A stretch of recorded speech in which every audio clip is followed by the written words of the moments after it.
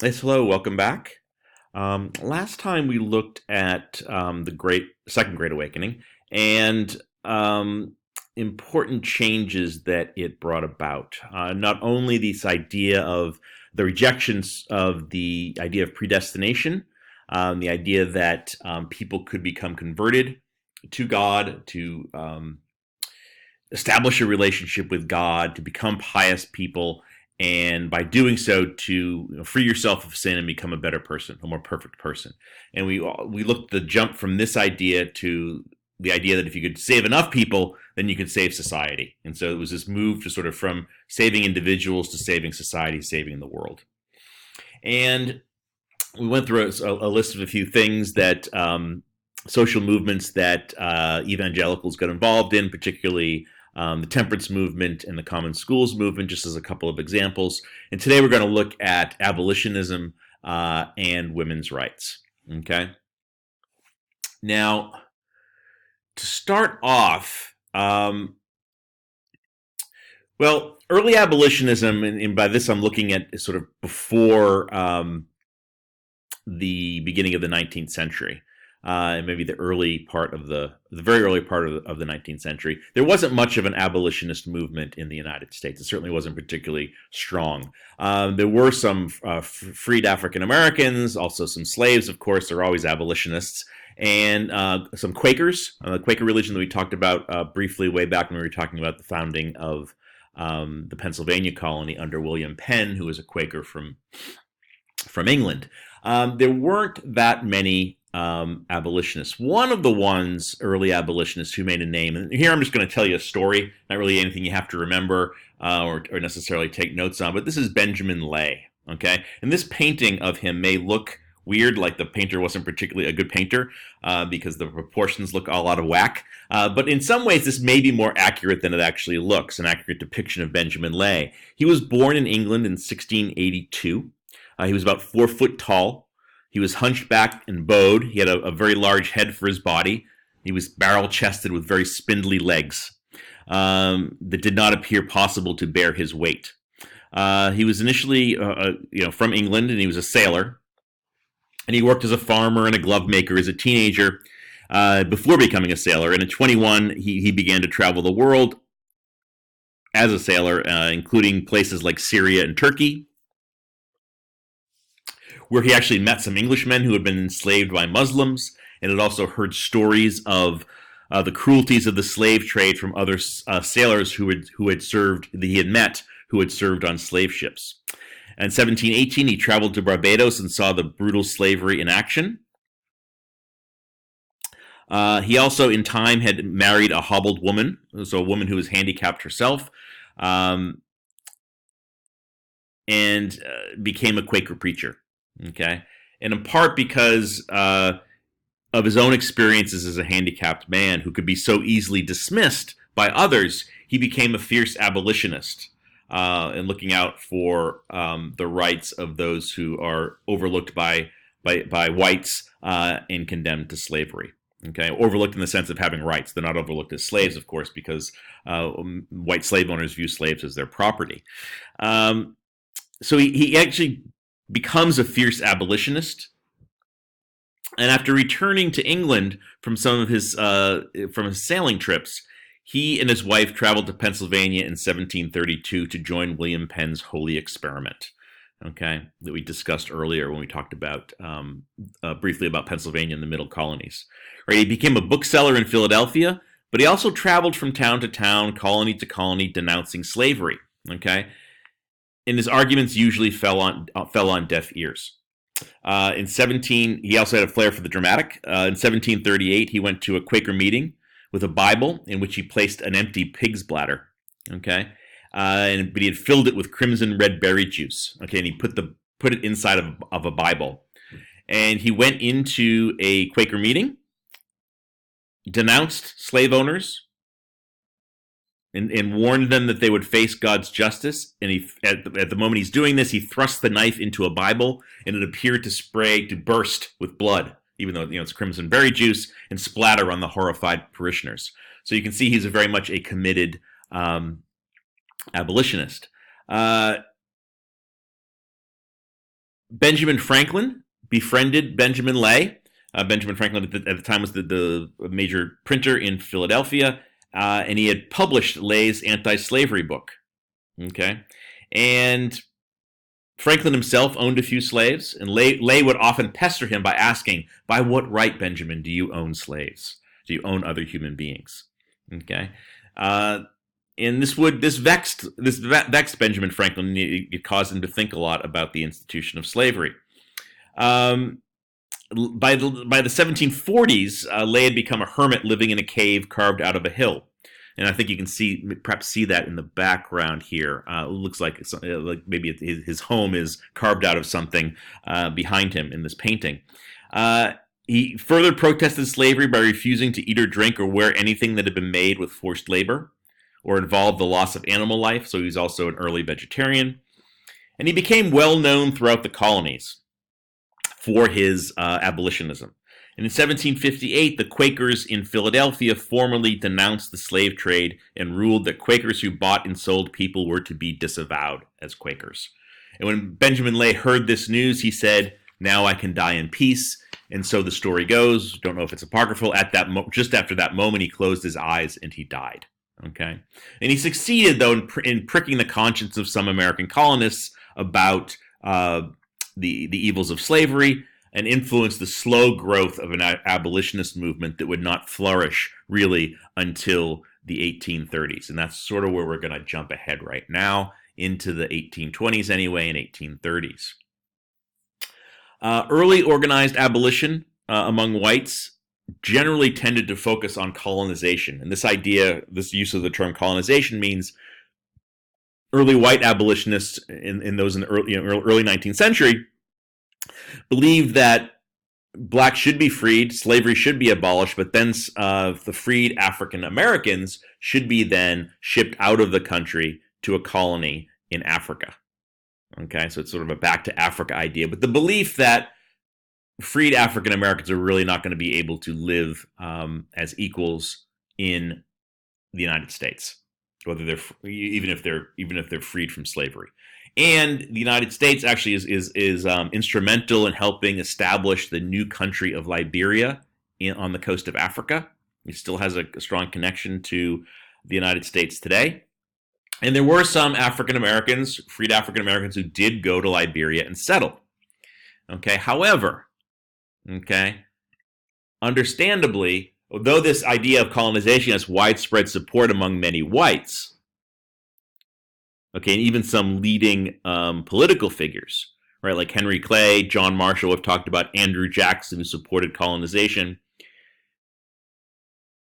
Most African Americans, understandably, and I have this bullet here, sorry, of the idea of gradual abolition, right, which of course has begun to happen in the gradual emancipation policies of various northern states in the late 18th, early 19th century that we've talked about. The idea is that gradually all slaves would be freed, but they would then be the idea that they would be resettled abroad in Africa, in Liberia, is the idea. Of course, most African Americans oppose, and the reason they oppose this is in their identity as African Americans, right? They believe they are Americans.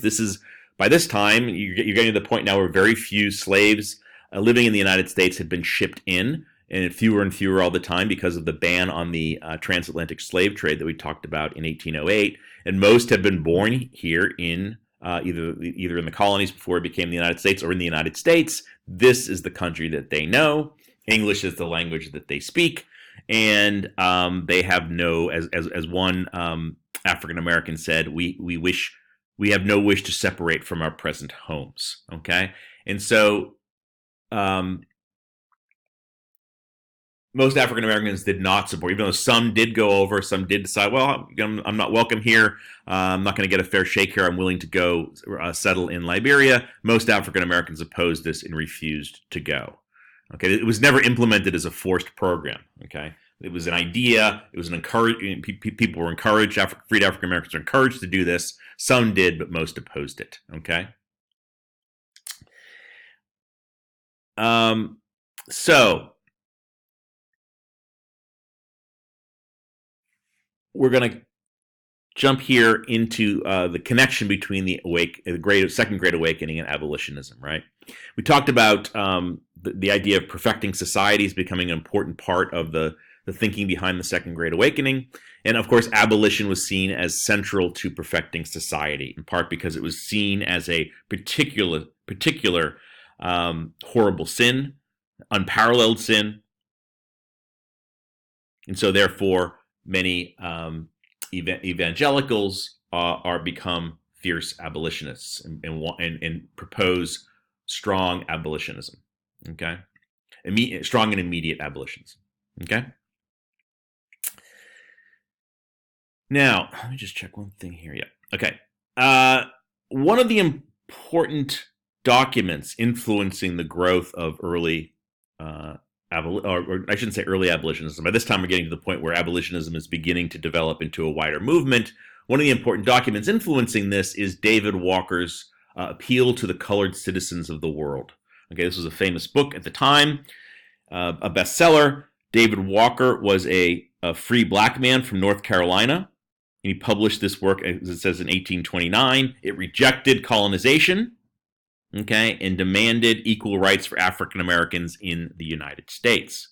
Okay, Walker penned this. It was a passionate indictment of slavery and racial prejudice, and it called on African Americans to mobilize for abolition by force if necessary. Okay, which alarmed many whites, especially in the South, who were always fearful of slave rebellions. And he warned whites that the nation faced divine punishment. So he himself was religious, and he used biblical language, and also the language of the founding period of the Declaration of Independence, emphasizing liberty and equality. And again, he very much rejected the idea of colonization. Okay. Another major figure in the developing abolitionist movement is William Lloyd Garrison. He was an evangelical from Massachusetts who committed himself to abolition and began in 1831 really on his own with funding primarily from freed African American abolitionists, an anti-slave or an abolitionist newspaper, anti-slavery newspaper called The Liberator, in which the focus of this newspaper was the cause of abolition.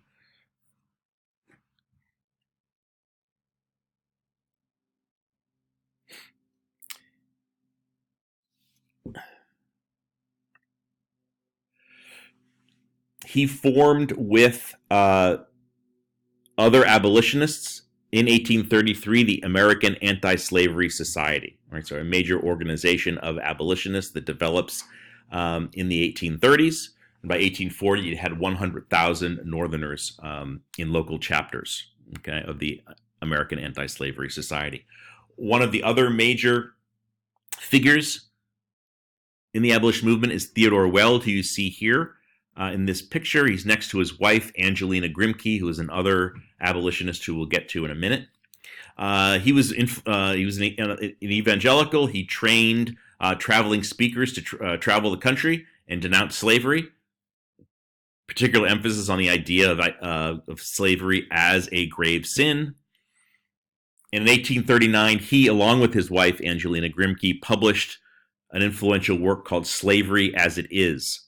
Okay, and what this was it was a book that really just compiled newspaper articles and advertisements and descriptions of slavery from Southern newspapers, right? It was trying to counter the idea that came out of the South that, well, slavery is actually a fairly benign institution. We treat our slaves very well down here. Things are fine. This isn't anything to really object to. And they were basically using the words of the Southerners themselves from their newspapers and their advertisements, so to capture escaped slaves or slave market advertisements to show what the horrors of slavery in the Southern United States, what it was really like. Okay. Now, free blacks did play a leading role in the abolitionist movement. Okay. They had a strong opposition to the American Colonization Society. That's what ACS is here. They were a majority of the Liberator's early subscribers. So William Lloyd Garrison's success is in many ways the initial success of the Liberator is owed to funding from free African Americans.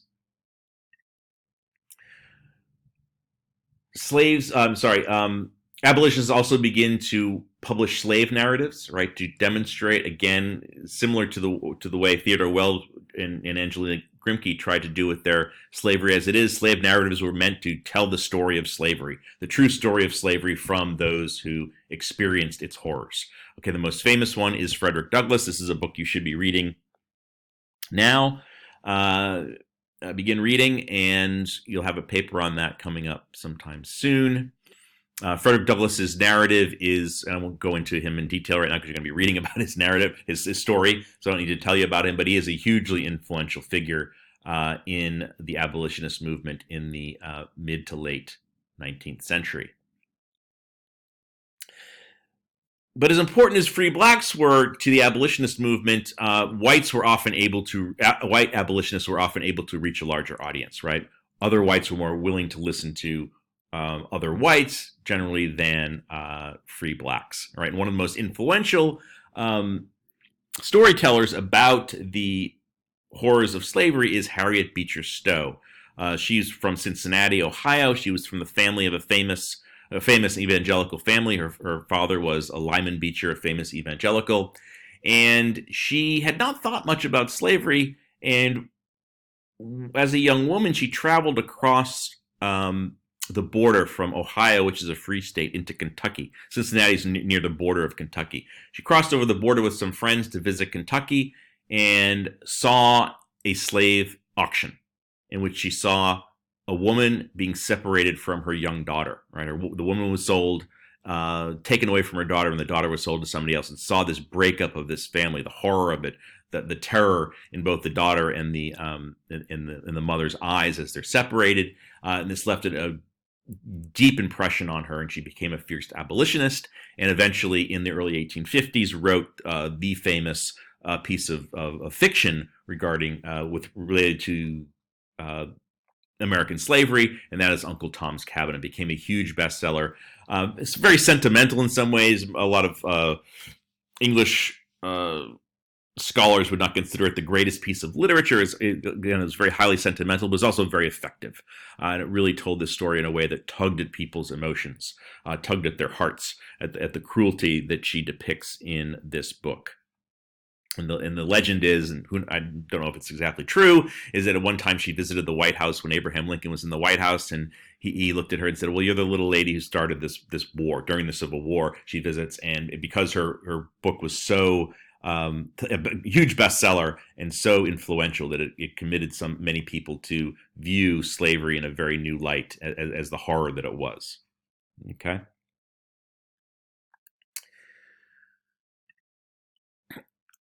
Southerners are also, of course, more likely to take note of white opinion than they are of free blacks. So in that way, white abolitionists in some ways have more influence. In some ways, right? Frederick Douglass, of course, is enormously influential, but Southerners are more likely to be concerned about Northern white opinion than they are about the opinion of free blacks or escaped slaves. Okay. The South becomes increasingly agitated over time with the growth of abolitionist activity in the 1830s, right? And again, this is happening right around the same time as the evangelical movement that we talked about, of the Second Great Awakening. And they link some of it to Nat Turner's Rebellion, which we talked about earlier, right? This great rebellion in Virginia, in which Nat Turner and a group of escaped slaves travel the countryside in Virginia and kill many whites. Okay, and this is right around the time, if you remember from a few slides ago, not long before this, the Liberator newspaper, William Lloyd Garrison's newspaper, is first published, and some Southerners begin to connect Nat Turner's Rebellion with the Liberator, and trying to connect Nat Turner's Rebellion with the growing abolitionist movement. But there's no hint, no evidence of any actual connection between the Liberator and Nat Turner's Rebellion. Southerners increasingly see a danger in the abolitionist movement, in spreading ideas in the minds of slaves to escape and commit violence against their masters. Okay, and during this time in the South, and Southerners increasingly begin to speak about slavery in very different terms than they used to. It often was that they talked about slavery as sort of, well, it's not the greatest thing in the world. I understand that it's perhaps not the most moral thing, but it's sort of a necessary thing for us now. Our economy depends on it. Our livelihoods depend on it. It's sort of a necessary evil. And instead, they begin talking about it, and many of their intellectuals in the South and pro-slavery intellectuals begin talking about it as a positive good. That it's actually a good thing. They emphasize the paternalism involved. They emphasize how well masters treat their slaves, and the slaves really aren't fit for living well in free society. They need to be taken care of, and they're actually fairly happy. And we live in this rural life, agricultural life, and we don't have the same problems you have in the North with your wages and dirty factories and growing, busy, crime-ridden cities. We live a much more, much happier pastoral life in the South, and the slaves actually are quite happy. Which is, of course, untrue, but that's the way they begin talking about it.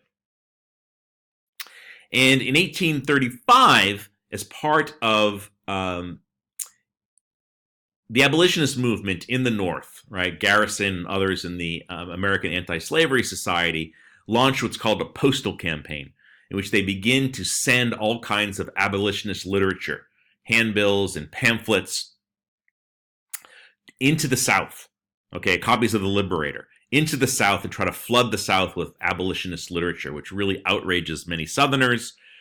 Southern states actually begin to try to burn this literature, burn the mail. The Postmaster General of the United States, who was in charge of the all the post offices in the country, his name is Amos Kendall, and he was had been appointed by Andrew Jackson, and he begins censoring the mail in the South. Right, and he would have this kind of abolitionist literature removed from the mail before it could be delivered, and had it burned. Okay, so this shows you some of the reaction of the South. This leads to a wave of repression in the South. There's increasing repression of abolitionist thinking in the South. Before, you could have abolitionists in the South, and they were sort of mocked and considered strange and marginalized. But now they really begin to try to stamp out any of this kind of thinking in the South. And there's a wave of repression in Southern states against abolitionist thinking, abolitionist literature. Okay. In addition, again, showing you the great growing sensitivities of the Southerners to abolitionism, they are able to pass in the House of Representatives a gag rule in 1836, which meant that one of the things that's also happening that the abolitionists are doing is they're flooding Congress with petitions calling for emancipation of slaves. Okay, particularly in Washington D.C. itself. Okay, which still has slavery.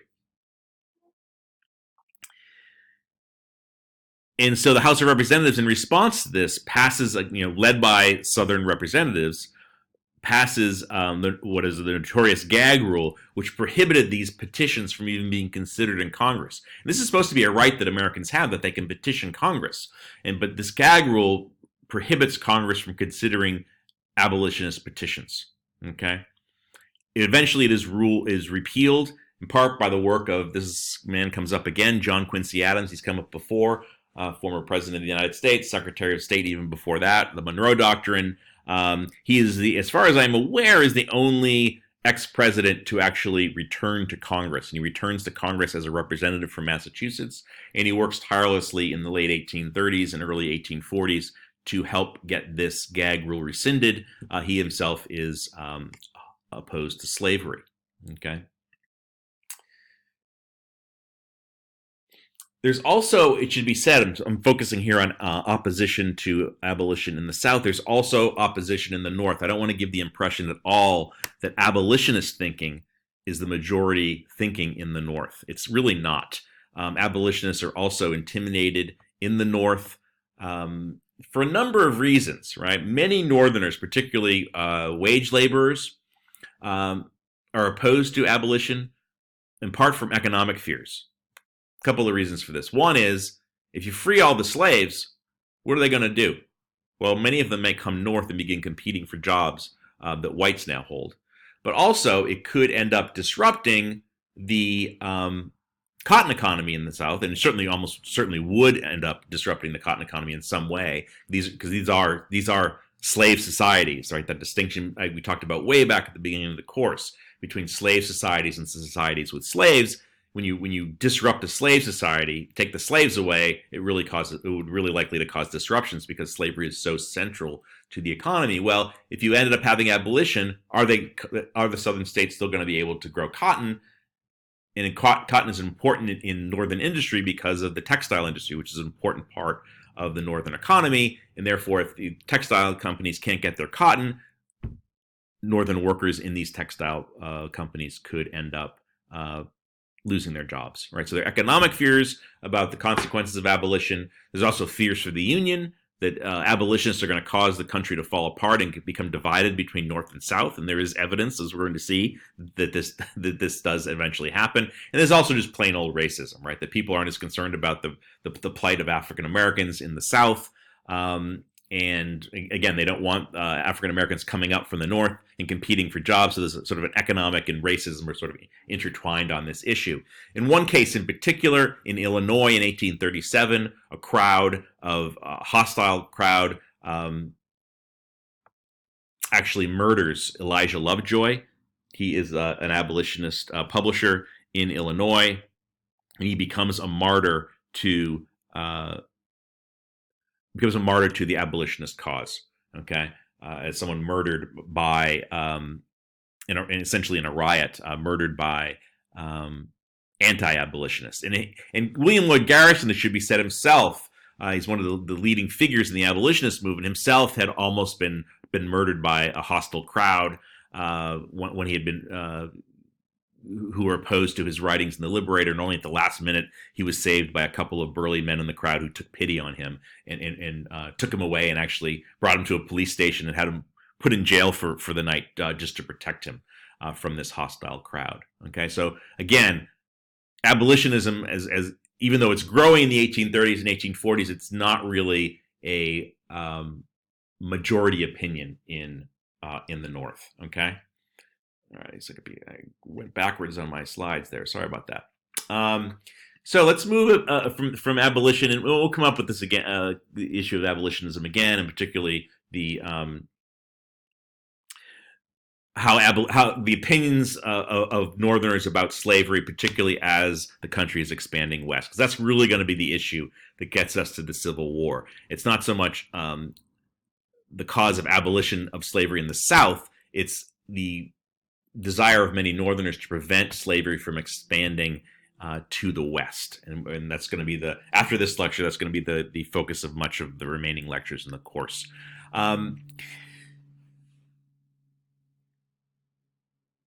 Important to the women's rights movement, and the women's rights movement is very much connected. The early women's rights movement in the United States is very much connected to the abolitionist movement, and it grows out of the Second Great Awakening and the abolitionist movement. Here you see a picture, two photographs. I actually can't tell whether I have here is two photographs or it's one photograph, but I think it's two early photographs. These are the Grimke sisters. And I think it is Sarah Grimke to the left and Angelina Grimke to the right. I'm not sure. But these are two actually women from a very prominent slave-owning plantation family from South Carolina. Okay, both of who had rejected, under the influence of the Second Great Awakening, had rejected their sort of family heritage as slave owners, as plantation owners, and had left the luxury of their lives in South Carolina on a plantation, in which they each had their own slave servant to help them through the day. They were taken care of in every possible way. They reject this idea. They see it as a sin. And both at different times move away from South Carolina to the North, okay, and become important abolitionist and women's rights advocates. The more famous of these is for the abolition movement itself is Angelina Grimke here to the right, and she is the same one who is here. Not Quincy Adams. That's not the one. This one here. She ends up falling in love with and marrying Theodore Weld, and she is a major speaker around the country, and she actually publishes I don't think I have it on the slides here, an influential work called "Appeal to Christian Women of the South," and she publishes a book targeted at. It's actually not a book; it's more of a pamphlet, shorter than a book, uh, targeted at the Christian women of the South, urging them to become abolitionists and to reject slavery. Okay. Uh, Her sister is a bit more from the beginning interested in women's rights, and that's Sarah Grimke here to the left, and she does write a book in or a series of letters really that are compiled into a book in 1838 called Letters on the Equality of the Sexes.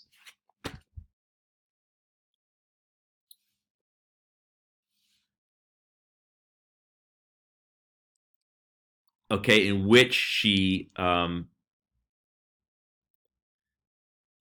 lays out how important it is, how important it was actually for her idea of her sense of women's rights. She gets that basically from her work in the abolitionist movement, right? She says to her, and this is a letter talking about all the different ways in which women are second class citizens and have much fewer rights than men, and are made by the law, married women anyway, to be dependent on men and have their property. And I can't remember if I mentioned this in a class before. There's a legal principle called coverture, Coverture, coverture, and it's a legal principle in which when a woman gets married, really all of her property and really her identity in some ways is subsumed underneath the husband, right, or into the husband. So the husband will get her property. The husband is supposed to be the legal representative of the family to the outside world, and he basically protects his wife, who's back in the home, staying away from all the hurly-burly difficulties of the outside world. And also laws are made to be much easier, for example, for a man to get a divorce than a woman to get a divorce or to seek a divorce. And so she lists out all these problems of inequality between the sexes, advocating for equality, but also makes the note that since I engaged in the investigation of the rights of the slave, I have necessarily been led to a better understanding of my own rights. So you see this connection where the women's rights movement really grows out of women's activity in the abolitionist movement, okay?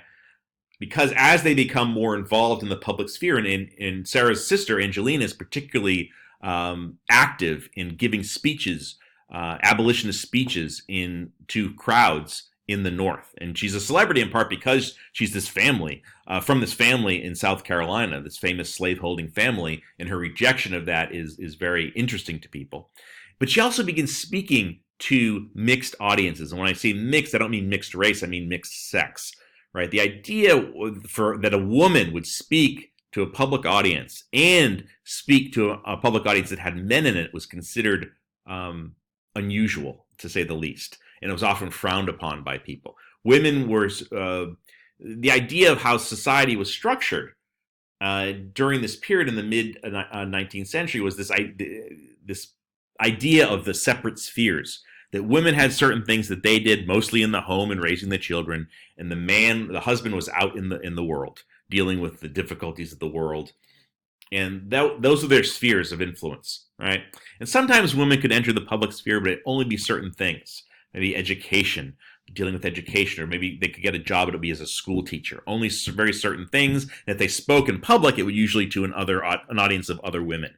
So you had separate, if you were involved in any kind of reform organizations, early on the idea was you'd have a women's organization and a men's organization. They wouldn't mix on these issues. And Angelina Grimke in particular rejects this, and she begins speaking to mixed audiences and trying to break down this idea of separate spheres, and it leads to women becoming much more involved in reform movements of all kinds and being much more assertive in public and more demanding of increase in their rights. Okay. Now, this whole list I had given you, I think I had put this up before the last time, a variety of different kinds of reform movements that evangelicals, especially women, get involved in. Okay, temperance movement went over, common schools we talked about. Their Sabbatarianism really just means keeping the Sabbath on Sunday, so making it a day of rest, which is highly religious in orientation, but also it could be seen as a reform in a way because it's encouraging everyone to keep the Sabbath so that people would have a day off. So even people who are working hard aren't forced to work on Sundays. We've talked here about abolitionism and women's rights. There are also other better working conditions, better conditions in prisons and mental institutions, which I'm going to talk about in a minute. Efforts to protect and redeem prostitutes, women who have fallen into prostitution, and the Common Schools movement, which you mentioned last time. One of the ones I want to mention briefly has to do with improved conditions at mental institutions, or just having mental institutions that were worthy of the name. The mentally ill were not treated very well by society. Most families who had a mentally ill family member wanted that person sent away, not have to deal with them, and so they were often sent into really horrible conditions and not really cared for. And just sort of had to live out their lives in very horrible conditions without getting any help. One woman, this is Dorothea Dix, worked to change this. She was a Massachusetts school teacher, and she became a leading advocate for better care for the mentally ill. Okay, and because usually the mentally ill would often just really put aside next to criminals. They were often just sent to prisons. And she wanted to change this. And what she would do is she would travel around the country to different states, okay, advocating for separate mental institutions, okay? And she would often travel around to various states, assess what their conditions were for the mentally ill in their state, and she would usually make reports to the state legislature of whatever state she had been visiting. So carrying out an investigation, telling them this is what things are like in your state for the mentally ill, and this is what you should do to improve it. And it worked in many ways. 28 states constructed mental hospitals in the United States before the onset of the Civil War in 1861. And some of that certainly owes to the work of Dorothea Dix. Okay. Just to give you an example of another example of a reform movement. Again, sticking with the issue of women's rights, and I'm going to end this here shortly, is the organization of women's rights movements, particularly around the issue of suffrage, right, of women gaining the right to vote. And these are two leading feminists, women's rights advocates from the 1840s, Elizabeth Cady Stanton on the left here and Lucretia Mott to the right. They were veterans of the abolitionist movement and organized in 1848 in upstate New York, the Seneca Falls, at Seneca Falls, New York, the Seneca Falls Convention in July of 1848. Okay, this brought together many advocates of women's rights and abolitionists, both men and women. In fact, Frederick Douglass himself attends this convention.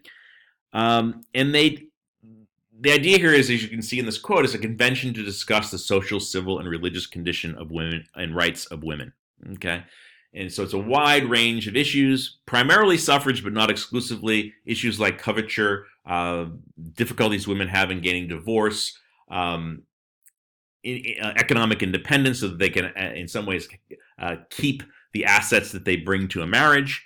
Various kinds of reforms to improve the rights and condition of women in the United States. Equal pay for equal work, equal access to education, equality in marriage. Almost the entire structure of inequality between the sexes is addressed at this convention, and they actually publish in the end a declaration of sentiments, right, that attacks the broad structure of inequality between the sexes. And it's really done in a way, as you can tell from the title here, that mimics the language and the structure of the Declaration of Independence. It has this preamble that uses a lot of the same language of the Declaration of Independence, but of course it focuses on women. And then a long list of grievances, just like the Declaration of Independence has, except these grievances aren't against the King of Britain. These grievances are against American society for in its social structure, for its the unequal way in which it treats women. Okay, and so in many ways, this is the beginning in the 1840s in the Seneca Falls Convention of a 70-year struggle for full suffrage rights for American women. Right, women do not receive constitutionally protected voting rights until the 19th Amendment, which is ratified in 1920. Okay. Some states, voting is often a state affair. So some states, particularly in the West, some states begin to grant women suffrage rights earlier in the late 19th and early 20th century. California, for example, grants women the right to vote in 1911, but some states do not, and it's not until 1920 that all women are supposed to have the right to vote, though there's a problem for African American women in the South who don't really have their voting rights vindicated until the 1960s. So that's where we'll end on this. And it's kind of quick. I went through that fairly quickly, I'm sure, but because you're watching it at home, you can pause.